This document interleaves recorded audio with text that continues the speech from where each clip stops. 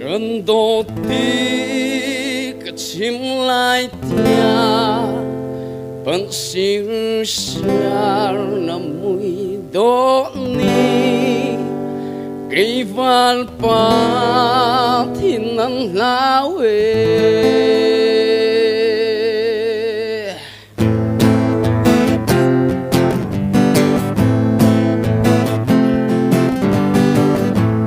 gần đô tí chim lai tia vẫn siêu xa nằm mùi đô ni cây van pa thì nắng lao về lúc thì tư buông lông lên anh tung ta chiều mi mũi đỏ vào đằng trăng cũng lại cấp hàng riêng nụ sinh khiến hay nói câu ni sân khai đêm trong nát dù chuối li leng cha liếm xua lấp phong cây có thiên em từ năng run xì cầu giấc treo tay cần lên lái lúc kia đủ tim gió na lên ra đằng xe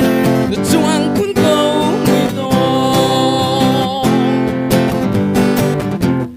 tốt na cứ tí lòng chun phản bia lên lấy tốt na chua xiêm tua nè dùng ra mung mi chu tốt na cái gì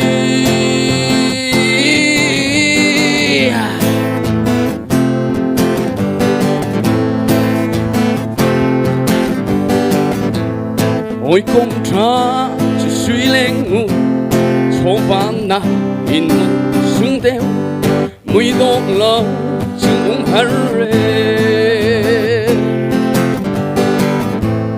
mùi sâm bún hôi trước lâu chỉ cầu mang niềm lo mùi đó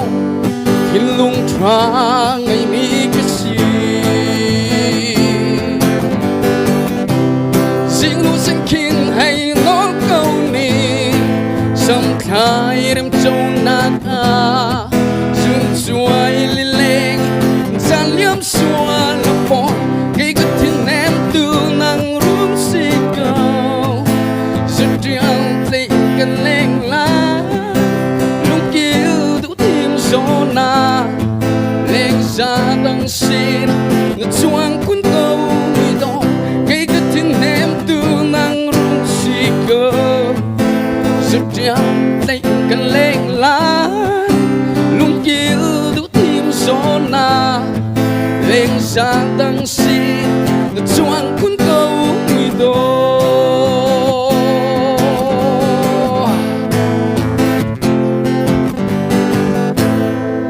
cài lôm